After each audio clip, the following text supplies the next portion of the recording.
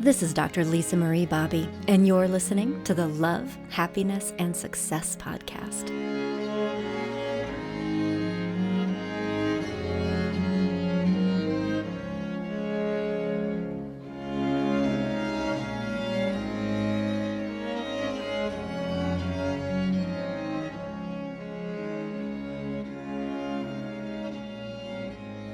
That beautiful piece of music is from Carlo Farina's Capriccio Stravagante. Farina was an Italian composer of the early Baroque era, and he did some really gorgeous things, but that is one of my favorites. And I found that version on a really neat album called Celestial Christmas. I recently stumbled upon it, but it's actually been out since the 1980s, and it has a lot of good stuff. So I am going to be linking to the entire album on this post for the podcast, which you can find at growingself.com if you're interested in tracking that down.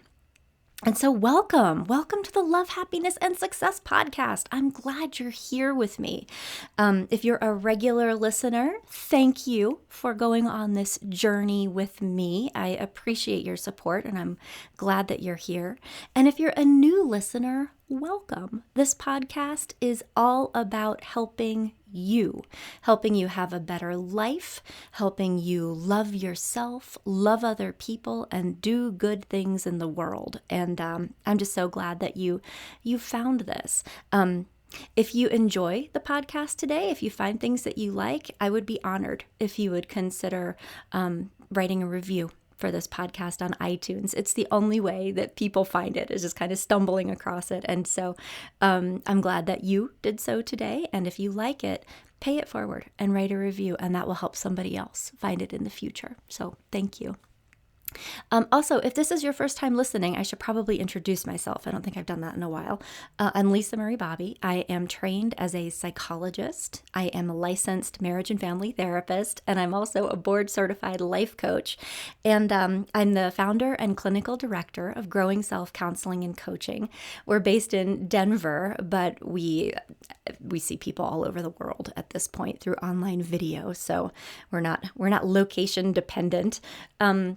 And I started doing this podcast a while ago because I love it. I love this career, and it's personally meaningful to me to be able to feel like I can do good things in the world. And so this podcast is my way of doing that, just throwing little bottles out into the ocean in hopes that they might find you in your time of need. So anyway, thank you for being here. And thank you for being here with me today. I feel like today is going to be a special day for us, a special day for the podcast, because it's going to be released at what I think is a really interesting time of year, psychologically and emotionally, for all of us. This podcast is being published in the time between Christmas or Hanukkah and the New Year. And this last week of the year, in my opinion, is very special. It's like a little pause, a nap, a rest between the old year and the new. You know, we've all been sort of frenetically running around for the holidays, depending on your belief system, but I think it's hard not to get caught up in the energy of the holidays, even if it's not a spiritual experience for you. And all this energy, and then it's like everybody kind of takes a little break until the new year comes. And so it's a neat time of year because it gives us an opportunity to think and reflect on, okay, what was this last year like for us? What did we like? What did we not like? What did we learn? But also, what do we want to be in the future? And not necessarily just what we want, although goals are important, but who do we want to be? And I think that this is just such a deep time, a nice opportunity, a time almost when kind of personal magic is possible. And I'll just tell you, so like most life coaches, in years past at this time of year, I've been pumping out information to try to help you, set goals and make your resolutions and get what you want and more love, happiness, and success and all that. And I think it's wonderful to try to achieve your goals and manifest positive things in your life. And I'm going to help you do that next time. I'll be back in touch with all this. But today, I want to take you just on a little journey with me into the realm of possibility and just consider what could happen, what you might be able to create in the world around you by focusing on what you might be able to create in the lives of other people. And I hope that as we talk about these things together, it helps you just think about your opportunities and ways that you might be able to make good things happen, not just for yourself, but in the world around you. So I am going to be telling you a story today. And this is a little bit of a stretch for me because I don't often talk about or even write about matters of, that are kind of personal for me and certainly not anything that's kind of spiritual in nature, because in counseling school, it was kind of drilled into me that I must never impose my personal belief system on other people, unless it inhibits someone or sway someone else from their own truth. I mean, I really believe that my role is to understand, not to be understood. And so, just for the record, we're going to be talking about some spiritual things today, but in my practice and in my work, we practice evidence-based forms of counseling and coaching. So strategies that have a lot of research around them and have been shown to be the most effective ways of helping people. And I don't necessarily know if that's true for so-called spiritual counselors. So that's not what we do. And I'm always a little suspicious of that. Like, while I think that people are well-intentioned, I always worry a little bit that it might be more about someone else's belief system than it is about their clients. So I just want to put that out there. And also say that we work with everyone. And also in my belief system, some of the people closest to me in the world are atheists, Jewish, Wiccans, Muslims. I mean, it's all good. So I'm going to be talking a little bit about me today, and I'm going to be telling you a story, but I just want to make all those disclaimers that this isn't about the belief system as much as it is about the opportunity that we all have when we can just kind of get connected with, I think, the right thing to do. So, I don't know about you, if you have ever had this experience before, but when I pay really close attention in these quiet times, like the one that we're in now together, I become aware of impulses, feelings that seem to nudge me in one direction or another. And when I obey those, it works out really well. And when I especially stop trying so hard to control things and make what I want to happen and just kind of get out of the way, doors open. Amazing coincidences occur and neat opportunities are delivered to my doorstep personally.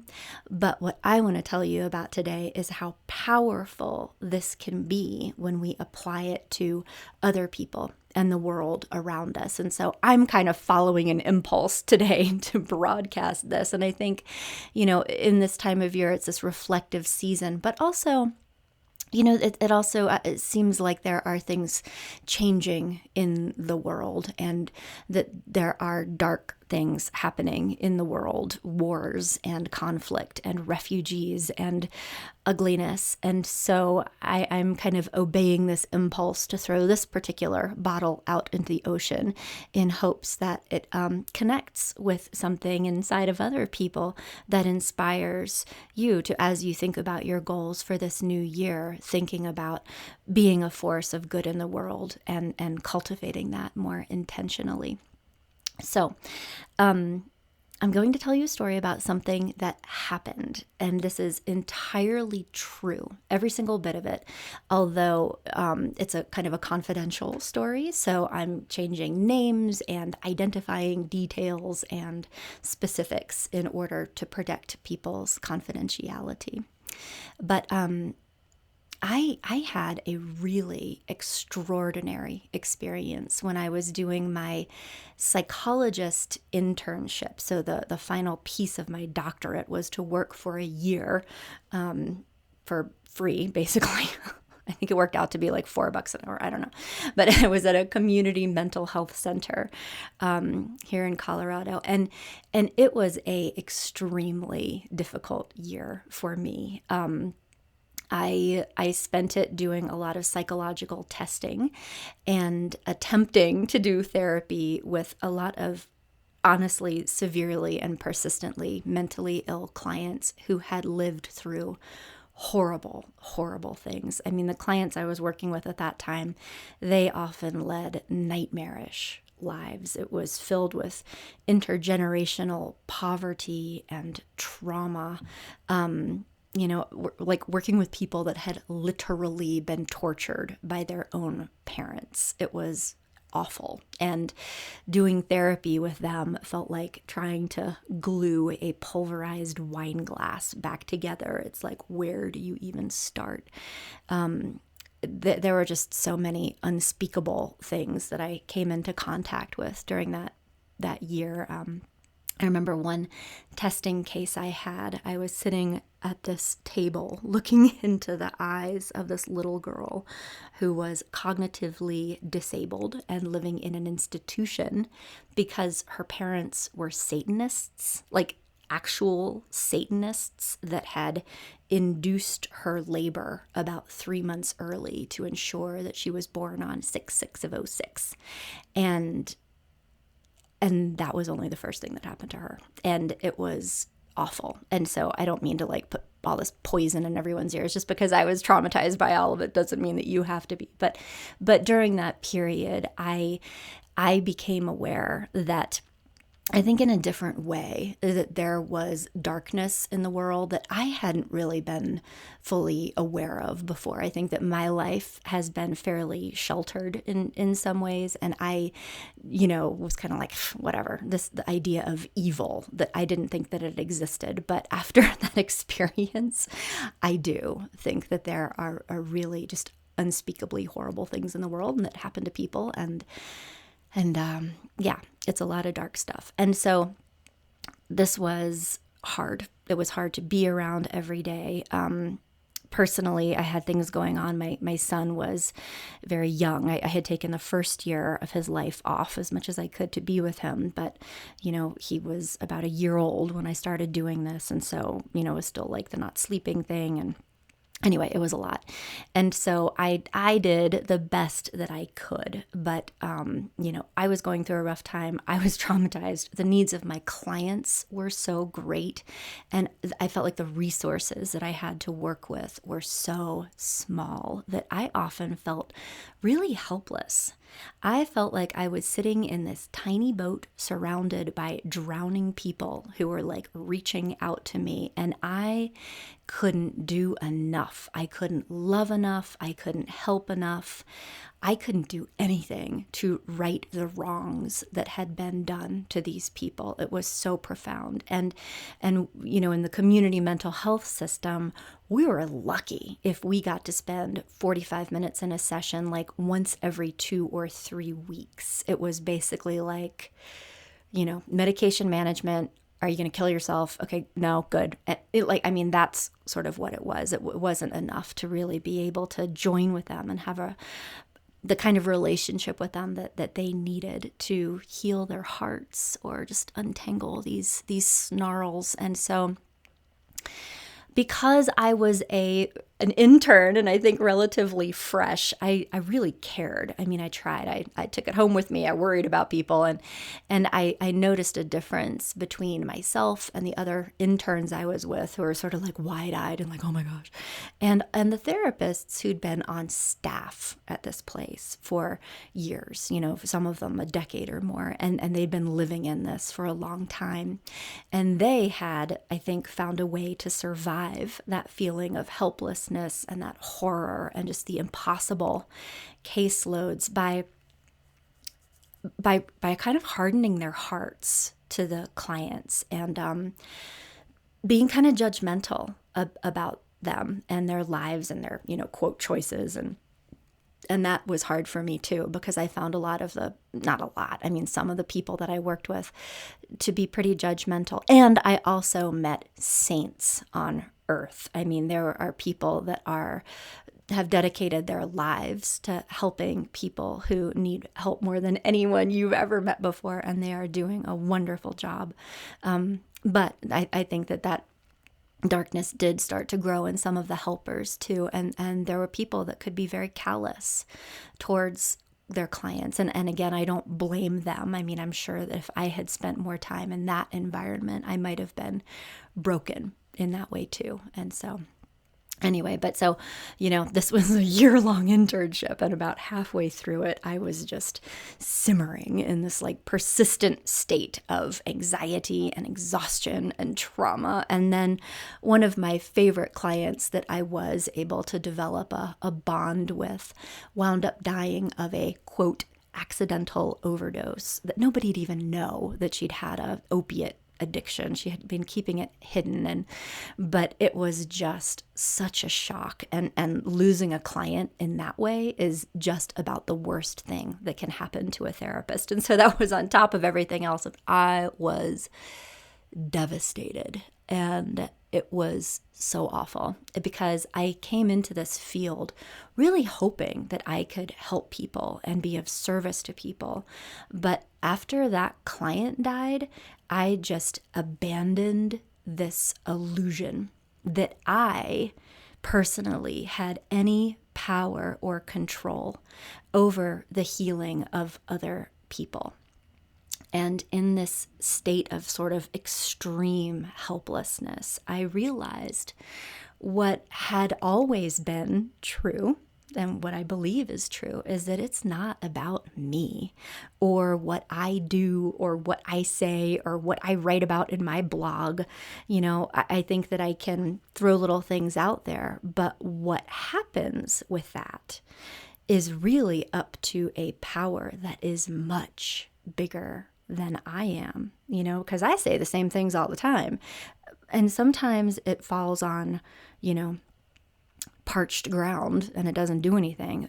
But sometimes what I do with people, it lands on like fertile ground and it grows. And that has nothing to do with me at all.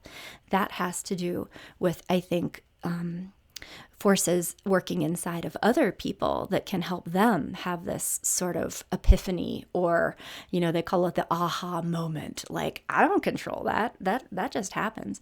But that became very, very clear to me that, I try to help, but what happens is not up to me at all. And there was something about that idea that was very comforting to me. And so then every day when I went to work on my internship, I sort of sat with that as my intention. Every day I would sit in my chair and I would say, I am helpless. I don't know what I'm doing. I can't save these people. I can't do anything at all. And I was just very, very present with that idea. And I just asked for whatever force in the universe could help them to go ahead and do that. And I said, I'm available. You can use my hands. You can use my mouth. I'll do whatever you want me to. But I'm just gonna step back because I can't do this. And so that was my intention all the time. I just all day, every day, it was like, I'm here. I'll say what you want me to say. I'll do what you want me to do. But please help this person because I cannot help this person. And I don't know. I kind of felt like a fraud as a therapist, because I think there's this idea that I should know what's going on and I should be helpful. And I tried my best. I really did. But just this idea was really comforting to me. I think it really helped me in that sense of helplessness.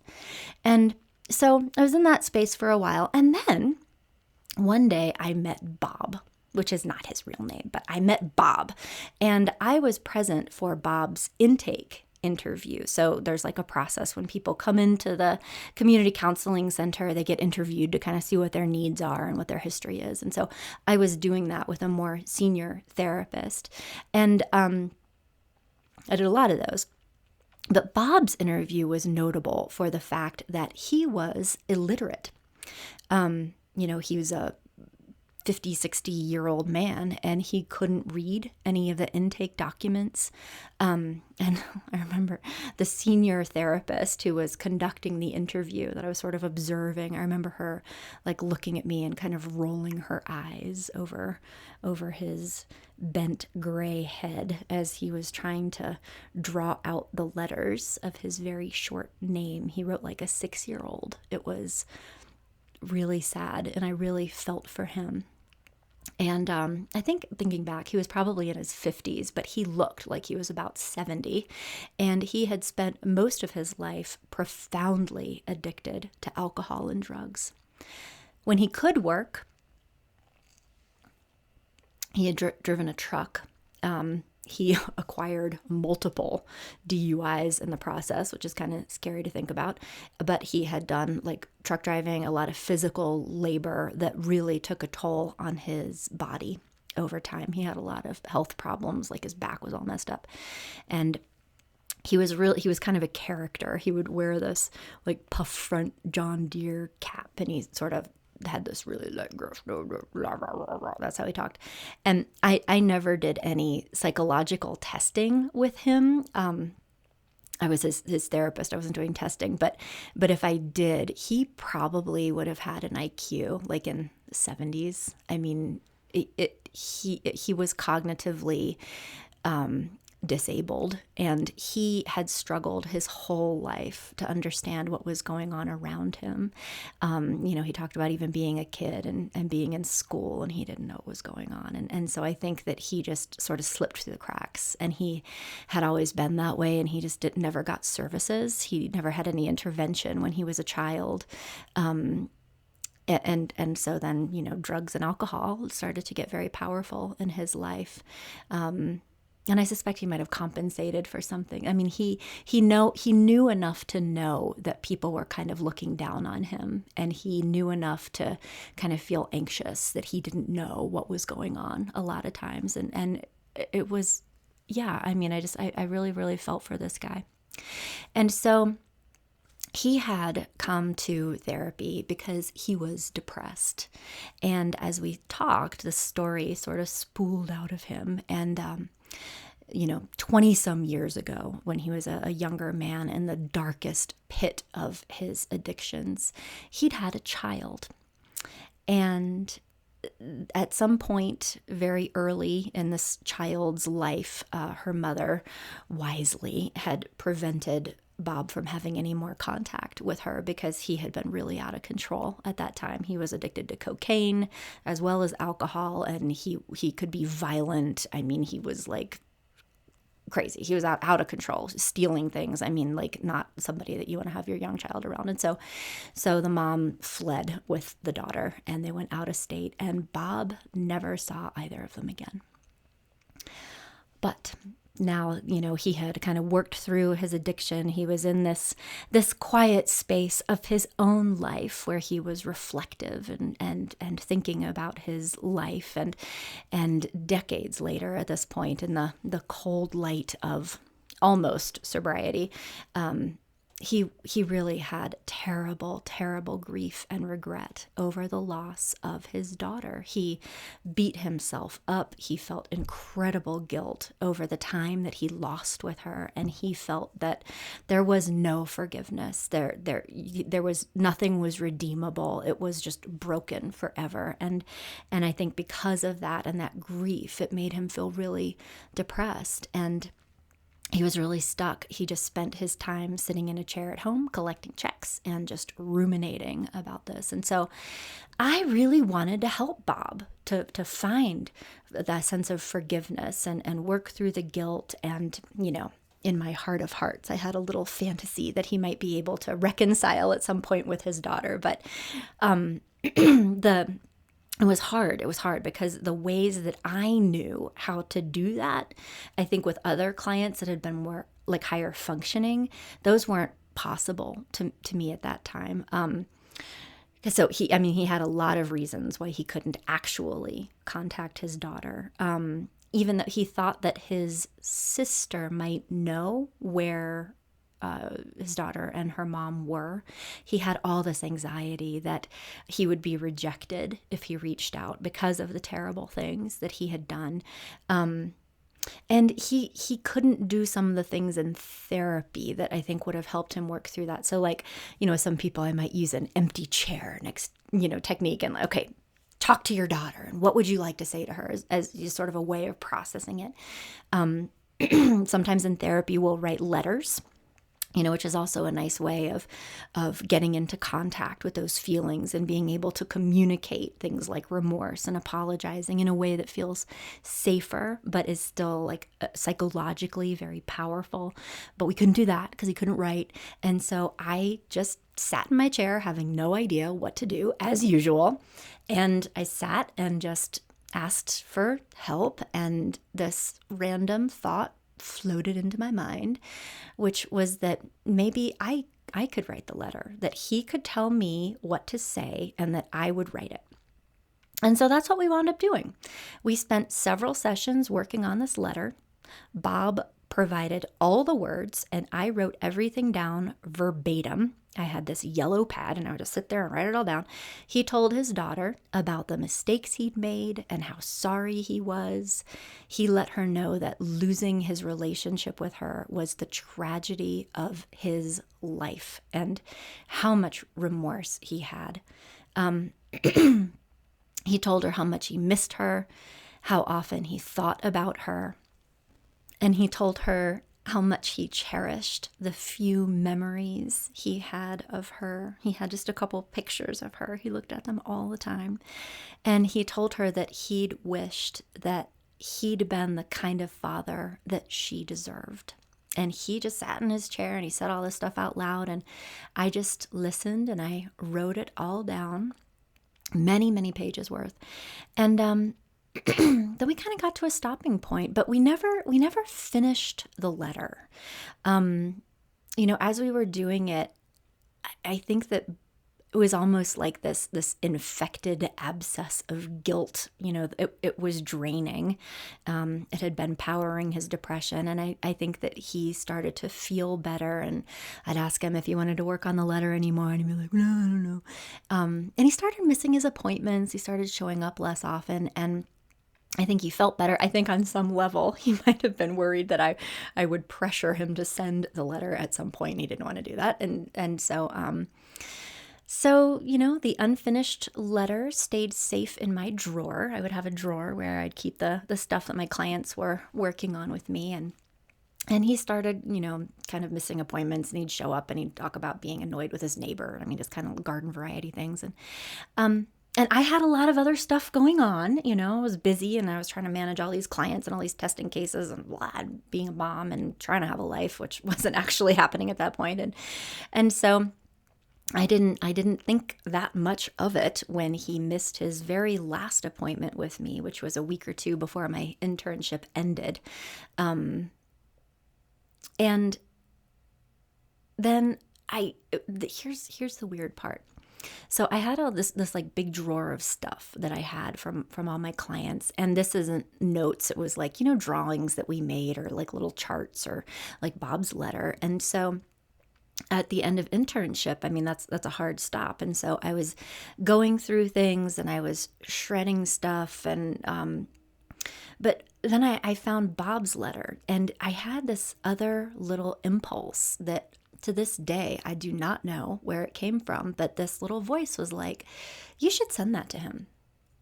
And I don't know why. I mean, I had 1,000 other things to do and deadlines and all this stuff, but I put it in the mail. I addressed it, I stamped it, stuck it in the mail, and then I forgot about it, And so then on the very last day of my internship, I was in my office. I was cleaning everything out. I had my 20-pound binder with all my notes from assessment seminar and hundreds of pages of psychological reports that I'd written and dirty toys mangled by hyperactive preschoolers and my wrecked DSM, which was bound together with aqua duct tape at that point, but just like all the carnage. And somewhere in the middle of that, my phone rang. And this woman said, "Is this Lisa Bobby?" And I said, yeah. And I was like messing around with stuff in my desk drawer, not really paying attention. And then she said, this is Bob's sister. We got your letter yesterday. And she was very emotional. I could hear the shaking in her voice. And so I stopped what I was doing. And I wasn't really sure what to say because I was very confused. I didn't know why she had gotten the letter that I sent to him. I didn't have a release to talk to her. I couldn't say whether I was even his therapist, although apparently she knew that. And she went on and she said that Bob had died the week before. He had had a health condition that no one knew about, and it killed him. And she told me that his funeral was that day, the day of our conversation, and that the whole family had came into town yesterday, including his ex-wife and his daughter. And the day that they arrived, my letter was in the mailbox waiting for them.